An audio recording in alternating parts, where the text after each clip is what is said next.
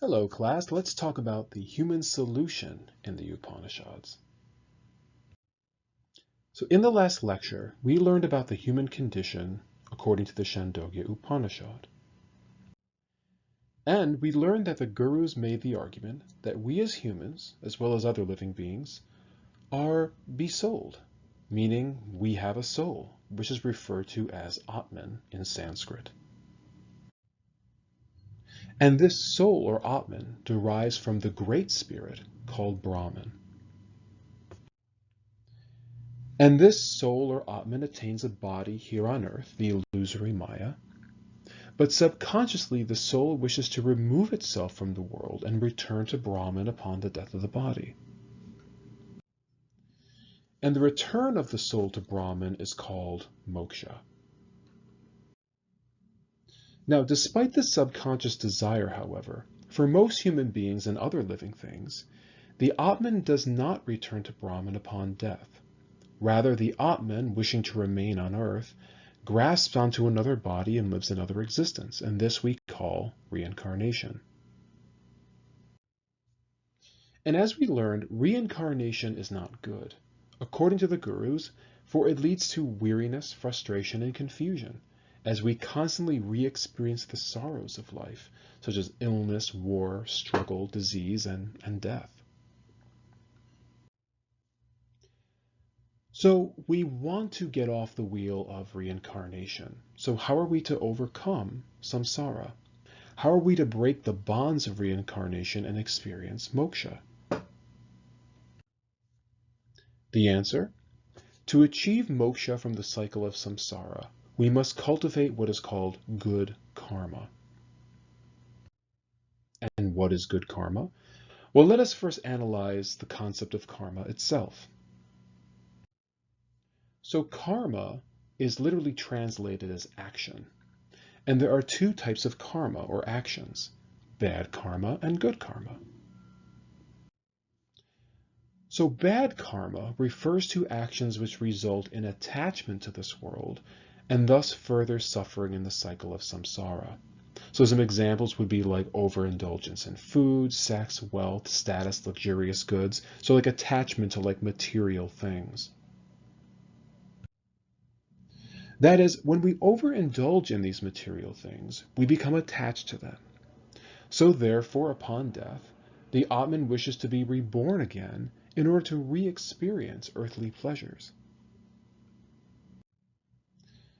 Now, bad karma is not just an issue with material things. Bad karma can also be attachment to ignorant thoughts such as anger, jealousy, spite, etc. So for example, when we enter into a particular mindset like anger, we become attached to those destructive thoughts. And therefore, when we die, we just want to return to earth again just to continue to express our rage. So bad karma refers to any like action or mindset which results in some kind of attachment. So with that in mind, what is good karma? So good karma refers to actions which result in detachment from the world and therefore serve to remove us from the cycle of samsara. So how do we cultivate good karma? Well, by adopting world-denying practices such as meditation and yoga.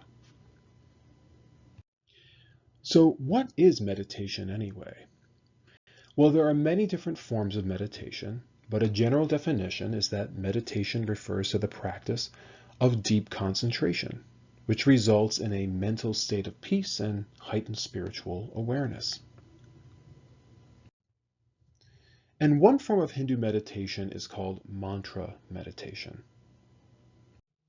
And one example of mantra meditation is when Hindu practitioners will chant a mantra or spiritual saying 108 times. And one interpretation of this practice is that chanting sacred sayings raises spiritual awareness, allowing the Atman to understand this relationship to Brahman. Now, one famous mantra is Aham Brahman Asmi, I am Brahman, meaning that Brahman and Atman are one. So the logic is, if one chants Aham Brahman Asmi several hundred times, then the meaning of the concept will sink into the mind, resulting in greater spiritual awareness of the Brahman-Atman relationship. Hence, the Hindu practitioner accepts that Brahman exists and acknowledges that he or she must become detached from the world of Maya in order to experience oneness with Brahman after death. So meditation is kind of like seen as a way of like raising the Atman's awareness above ignorance to a state of enlightenment, of understanding how the world really works. So here's an example to kind of clarify this logic behind mantra meditation.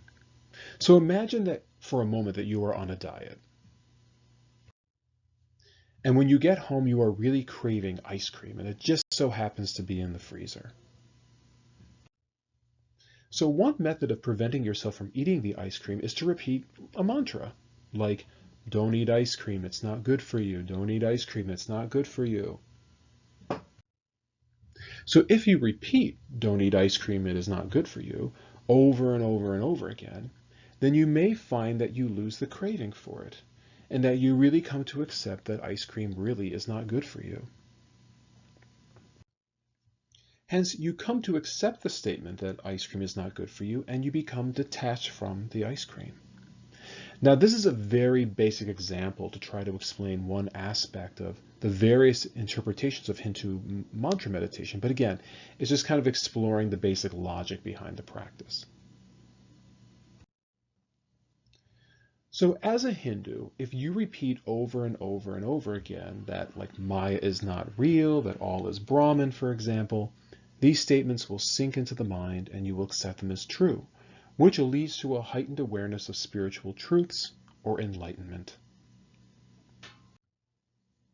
And if you dedicate your entire life to meditative practices such as chanting, your Atman will desire to return to its proper place, Brahman, not the earthly world of Maya.